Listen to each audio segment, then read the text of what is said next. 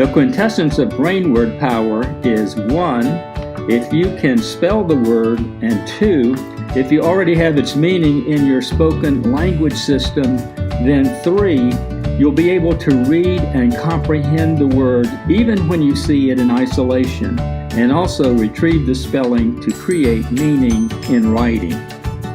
Many children with dyslexia have a malfunction making the connections using the spelling.